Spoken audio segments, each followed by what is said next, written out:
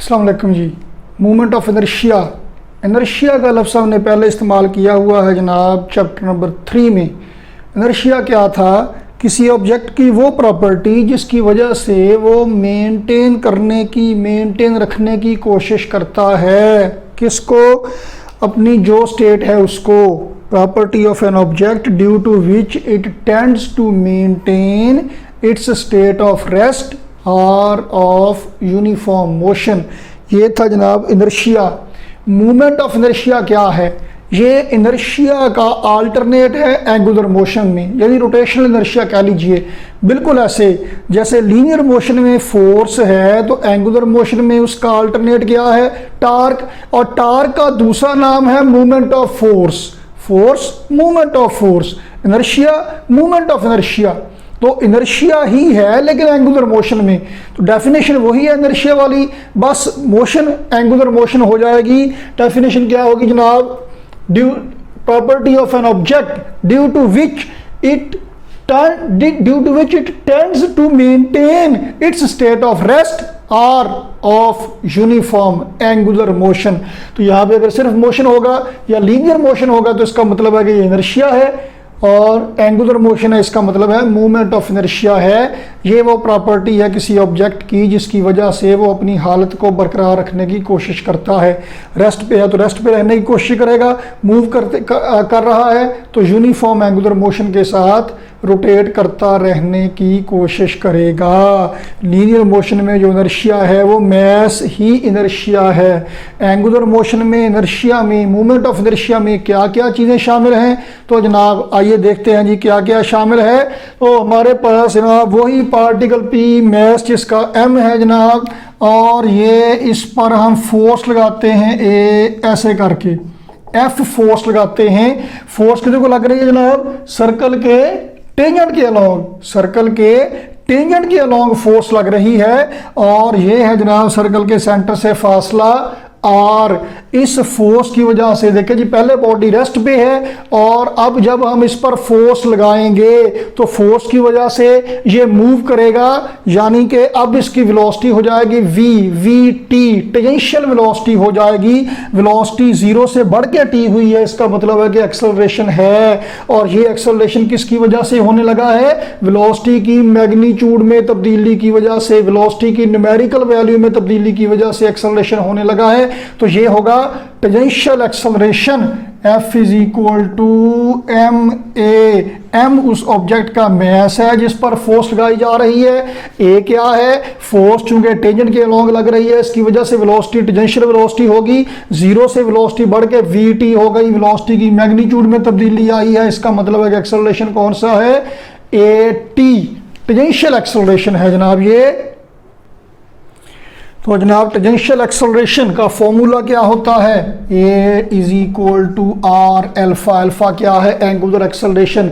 तो बेटा जी ये भी ध्यान में रहे कि अल्फा एंगुलर एक्सेलरेशन तब होगा जब टेंजेंशियल एक्सेलरेशन है, जब लीनियर वेलोसिटी की टेंजेंशियल वेलोसिटी की मैग्नीट्यूड में तब्दीली आएगी तो अल्फा है।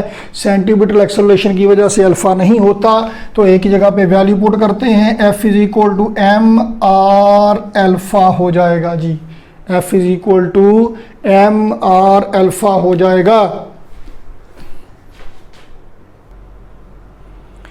तो जनाब ऐसा करते हैं कि चल रहा है वीडियो। तो जनाब ऐसा करते हैं कि एम ही जान के अपनी तरफ से ही दोनों साइडों को R से मल्टीप्लाई कर देते हैं। लो जी फिर देखें क्या बनता है। इसे इक्वेशन 1 का नाम दे लिया मैंने। आर एफ क्या होता है? आर एफ साइन थीटा होता है। टार्क आर और एफ के दरमियान एंगल 90 है, साइन 91 हो गया। तो ये लेफ्ट हैंड साइड पे आ गया। Torque is equal to m r और आर स्क्वायर अल्फा हो गया जी। जनाब आली ये देखिए ज़रा कि इक्वेशन नंबर 1 और इक्वेशन नंबर 2 को ज़रा कंपेयर करते हैं, फिर देखते हैं क्या बनता है जी। लेफ्ट हैंड साइड पे क्या है? इक्वेशन 1 में फोर्स, लीनियर मोशन में फोर्स का रोल क्या होता है? फोर्स एक्सेलरेशन पैदा करती है, फोर्स लीनियर एक्सेलरेशन पैदा करती है। टार्क एंगुलर एक्सेलरेशन पैदा करता है। मतलब जो रोल लीनियर मोशन में फोर्स का है, एंगुलर मोशन में वही रोल टार्क का है, तो लेफ्ट हैंड साइड पे लीनियर टर्म और उसका alternate angular term, linear term को एंगुलर टर्म में बदल दिया जी, फोर्स और फोर्स की जगह पे टार्क। तो राइट हैंड साइड पे ए एक्सेलरेशन, लीनियर मोशन है तो फोर्स की वजह से एक्सेलरेशन, एंगुलर मोशन है तो एंगुलर एक्सेलरेशन, ठीक। फोर्स की जगह पे फोर्स का मुतबादल, एक्सेलरेशन की जगह पे एक्सेलरेशन का मुतबादल। तो जो एक्सेलरेशन का कोफिशिएंट है वो क्या है, लीनियर मोशन में यहाँ पे एक्सेलरेशन के साथ आ रहा है इनर्शिया, तो एंगुलर मोशन में एंगुलर एक्सेलरेशन के साथ जो भी आ रहा है ये क्या है, ये है रोटेशनल इनर्शिया। एंगुलर मोशन में इनर्शिया यानी कि मूवमेंट ऑफ इनर्शिया, इसे आई से लिखा जाता है एम आर स्क्वायर। ये है जनाब मूवमेंट ऑफ इनर्शिया। यूनिट क्या है इसके, मैस किलोग्राम, आर स्क्वायर मतलब मीटर स्क्वायर, और डायमेंशन क्या है जनाब, मैस के डायमेंशन और आर स्क्वायर के डायमेंशन, एम फासले का स्क्वायर, लेंथ का स्क्वायर, एम एल स्क्वायर। ये आ गया जनाब वाली डायमेंशन। आई से आमतौर पे कैपिटल आई से लिखा जाता है मूवमेंट ऑफ इनर्शिया को। तो रोटेशनल मोशन में या एंगुलर मोशन में जो इनर्शिया है यानी कि मूवमेंट ऑफ इनर्शिया, ये डिपेंड करता है किस किस पे, मैस पे और रोटेशनल बॉडी के केस में सेंटर से फासला यानी कि रेडियस। इसका मतलब है कि उस बॉडी का, लेकिन इनर्शिया की क्या इनर्शिया होता है लीनियर मोशन में, वो प्रॉपर्टी जिसकी वजह से बॉडी अपनी हालत को मेंटेन करने की कोशिश करता है। रेस्ट पे है तो उसे हरकत देना मुश्किल है जितना इनर्शिया ज़्यादा है, मूव कर रहा है तो उसे रोकना मुश्किल है जितना इनर्शिया ज़्यादा है। So is the case with movement of inertia, with rotational inertia. रोकते हुए को, घूमते हुए को रोकना मुश्किल है जितना मूवमेंट ऑफ इनर्शिया ज़्यादा है, रुके हुए को घुमाना उतना मुश्किल है जितना मूवमेंट ऑफ इनर्शिया ज़्यादा है। तो अगर दो बॉडी रोटेट कर रहे हैं, घूम रहे हैं, दो व्हील, दो पहिए, और उन दोनों का मैसेज सेम है, साइज का फर्क है, तो जिसका साइज ज़्यादा है उसका मूवमेंट ऑफ इनर्शिया ज़्यादा है, उसे रोकना मुश्किल है। और अगर दो व्हील इस तरह से, दो रोटेट करने वाले बॉडी इस तरह से रोटेट कर रहे हैं कि उनका साइज सेम है, सर्कल से के सेंटर से फासला, रेडियस सेम है, तो उनमें से जो हैवी है, जिसका मैस ज़्यादा है, उसे रोकना मुश्किल है, उसे हरकत देना मुश्किल है। मूवमेंट ऑफ इनर्शिया हमें ये इंफॉर्मेशन देता है या ये बताता है कि किसी को रोकना कितना मुश्किल है या किसी को घुमाना कितना मुश्किल है या कितना आसान है। तो घुमाने के लिए क्या चाहिए, torque. Torque produces angular acceleration. Body rest पे है तो रेस्ट वाले बॉडी को रोटेट कराने के लिए, मूव कराने के लिए टार्क अप्लाई करना पड़ेगा, तब उसकी वेलोसिटी चेंज होगी, ज़ीरो से ज़्यादा होगी या ज़्यादा से कम होगी। वो बहरहाल टार्क अप्लाई करना पड़ेगा उस बॉडी पर उतना ज़्यादा जिसका मूवमेंट ऑफ इनर्शिया ज़्यादा है, और जिसका मूवमेंट ऑफ इनर्शिया कम है उसको रोकने के लिए या रोटेट कराने के लिए टार्क भी उसी हिसाब से ही अप्लाई करना पड़ेगा। तो जनाब आली ये मूवमेंट ऑफ इनर्शिया ये एक्चुअली किस किस्म की फिजिकल क्वांटिटी है ये मैं ज़रा अभी आपको बाद में बताता हूँ। पहले हम एक काम करें जी, हम रिजिड बॉडी का मूवमेंट ऑफ इनर्शिया कैलकुलेट करें। तो ये नहीं हो गया, ये मूवमेंट ऑफ इनर्शिया किसका है, जिसका एंगुलर एक्सेलरेशन है। एंगुलर एक्सेलरेशन किसका है जनाब, किसी पॉइंट का, किसी ऑब्जेक्ट का, किसी लाइन का जिस पर फोर्स लगी और वो रोटेट करने लग गया, जिसका एक्सेलरेशन था टेंजेंशियल एक्सेलरेशन ए और एंगुलर एक्सेलरेशन था अल्फा। तो जनाब ये उस पॉइंट ऑब्जेक्ट का, पॉइंट का, लाइन का मूवमेंट ऑफ इनर्शिया है। अगर वो रिजिड बॉडी रोटेट कर रहा है, देखिए ये जो बॉडी है ना जिसका मूवमेंट ऑफ इनर्शिया हमने निकाला है, उसका मैस है 1 किलोग्राम, 2 किलोग्राम, 3 किलोग्राम, फला फला, उसका रेडियस, उसका सर्कल के सेंटर से फासला भी उसका फिक्स है, उसका मैस भी फिक्स है, तो उसका मूवमेंट ऑफ इनर्शिया निकल आया। लेकिन इसकी बजाय अगर कोई रिजिड बॉडी हो, रिजिड और अनसिमेट्रिकल बॉडी हो, चलिए जी यहाँ पे हम बनाते हैं आगे बुक में जनाब अली पेज नंबर 109 पे ये डायग्राम बनी हुई है, लेकिन मैं शेप बिल्कुल बुक वाइज नहीं बनाऊंगा। हम ज़रा अपनी आसानी के लिए वो ऐसी बना लेंगे जैसे बनाना हमें आसान हो, क्योंकि हमने एक इर्रेगुलर शेप, इर्रेगुलर साइज की रिजिड बॉडी हमने ड्रा करना है। ना सिर्फ ये कि ड्रा करना है एक दफ़ा, बल्कि उसको घुमाना भी है। तो अगर वो बॉडी इस तरह से है तो घूम के ऐसे जो घुमा हुआ है उसका सिर्फ एंगल का फ़र्क हो, शेप उसकी वही हो, तो बिल्कुल बुक वाइज डायग्राम ड्रा करना ज़रा मुश्किल होता है। मैं क्या करता हूँ, ये देखें ज़रा सिंपलिसिटी के लिए ऐसे हाथ रखें, ए रफली पूरे हाथ का डिज़ाइन नहीं बनाना, ए लो जनाब अली ये देखिए ऐसे किचन ग्लव्स होते हैं ऐसे। तो ऐसे करके यहाँ पे अब अगर ये बॉडी रोटेट करता है तो घूम रहा है जनाब, तो इसको घुमाना है, ए यहाँ पे था घूम के यहाँ पे आ गया। लो जनाब थोड़ा बहुत घाटा वादा कोई नहीं, इतना मसला थू था, तकरीबन मिलती जुलती सी डायग्राम बन गई है।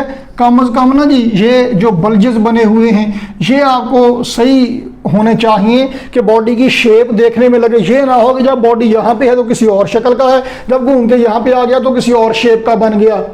अब ये जो रिजिड बॉडी है इसमें आम में से जो लोग जो ख़वातीन लेक्चर देख रही हैं और जिनको रोटी बनाना आती है या मेल हजरात जो मुस्तकबिल में बनाएंगे, वो देखें जब आप रोटी बनाना सीखते हैं ना शुरू में, वो पेड़े की जब आप रोटी बनाते हैं तो हथेली का दबाव एक जैसा नहीं होता। नतीजा क्या होता है कि वो रोटी में मैस यूनिफॉर्मली डिस्ट्रीब्यूट नहीं होता, किसी का पे आटा मोटा रह जाता है और किसी का पे जरा बारीक हो जाता है, किसी हिस्से का मैस ज़्यादा हो जाता है, किसी का मैस कम हो जाता है और उस रोटी की शक्ल भी ऐसी हो जाती है पाकिस्तान के नक्शे जैसी या श्रीलंका के नक्शे जैसी। फर्ज कर लेते हैं ये पिवट पॉइंट है जिसके गिर्द रोटेशन हो रही है, तो आप देखें इसमें सूरत हाल क्या है। ये वाले पॉइंट देखें, मैं पॉइंट लगाता हूँ, पॉइंट 1, पॉइंट 2, ये वाला पॉइंट 3, ये वाला पॉइंट 4 और ये वाला पॉइंट 5। तो जब ये रिजिड बॉडी रोटेट करेगा पॉइंट 1 घूम के कहाँ पे चला जाएगा, ये चला गया। पॉइंट 2 कहाँ पे चला गया, ये चला गया। पॉइंट 3 कहाँ पे चला गया, ये चला गया। पॉइंट 4 कहाँ पे चला गया, ये चला गया। और पॉइंट 5 कहाँ पे चला गया जी, ये चला गया। तो अब देखिए पॉइंट 1 का पिवट से फासला 2 का, 3 का, 4 का, 5 का सबका डिफरेंट है। तो आप इस रिजिड बॉडी पर जितने भी रिप्रेजेंटेटिव पॉइंट्स लेंगे, देखिए इससे पहले हम ये बात कर चुके हैं कि किसी रिजिड बॉडी का एंगुलर डिस्प्लेसमेंट, एंगुलर वेलोसिटी या एंगुलर एक्सेलरेशन मालूम करने के लिए उस रिजिड बॉडी पर रिप्रेजेंटेटिव लाइन या पॉइंट ले लीजिए। उस एक रिप्रेजेंटेटिव पॉइंट या लाइन का जो एंगुलर डिस्प्लेसमेंट होगा वो पूरी रिजिड बॉडी का होगा, जो एंगुलर वेलोसिटी या एंगुलर एक्सेलरेशन होगा वो पूरी रिजिड बॉडी का होगा। मूवमेंट ऑफ इनर्शिया के लिए ऐसा नहीं है, क्योंकि पॉइंट 1 इस हिस्से का मैस कुछ और है, फासला कुछ और है, सेंटर से रेडियस और है, तो मैस और रेडियस पर तो डिपेंड करता है मूवमेंट ऑफ इनर्शिया। इस हिस्से का मैस और रेडियस कुछ और है, इसका और है, इसका और है, इसका और है। तो उसके लिए हम क्या करेंगे, हम एक एक हिस्से का अलग अलग से मूवमेंट ऑफ इनर्शिया कैलकुलेट करेंगे। हमने इस बॉडी को रोटेट करने के लिए जो टार्क चाहिए वो हमने लिखा था, मैं जनरल फार्मूला यहां पे लिखता हूं, टा is equal to mr² alpha.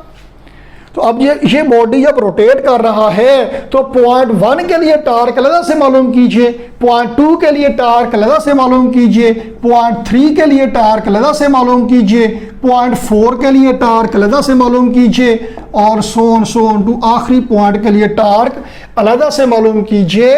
तो ये टॉपिक वही मूवमेंट ऑफ इनर्शिया चल रहा है, लेकिन उसी टॉपिक में ये पोर्शन जो है movement of inertia of a rigid body है, movement of inertia of rigid body. तो आप क्या करेंगे, रिजिड बॉडी का मूवमेंट ऑफ इनर्शिया मालूम करने के लिए उस रिजिड बॉडी पर मुख्तलिफ पॉइंट्स लेंगे, हर पॉइंट के लिए अलग से आप मालूम करेंगे टार्क, टोटल टार्क निकल आएगा। देखें जी अब क्या बनेगा, टा इज इक्वल टू टा 1 क्या है, पॉइंट 1 का जो मैस है वो है m1, रेडियस है r1, मैस है जी m1, रेडियस है r1, और पॉइंट 2 का mess m2, radius r2, mess m2, radius r2।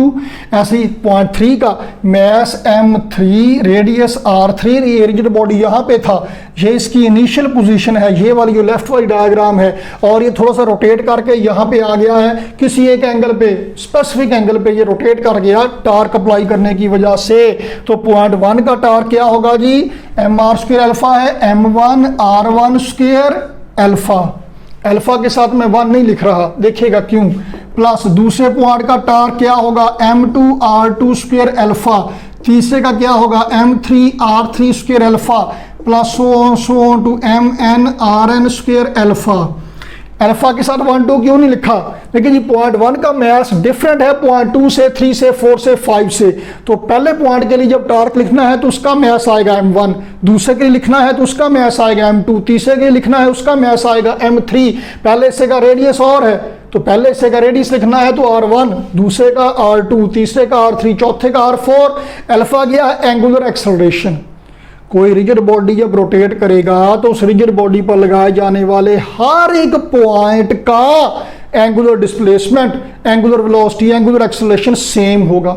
Angular terms में फर्क नहीं आएगा। तो पॉइंट 1 है, चाहे 2 है, 3 है, 4 है, चाहे जितना भी पॉइंट आप कंसिडर कर रहे हैं, उन सब के एंगुलर एक्सेलरेशन में कोई फर्क भी नहीं होगा।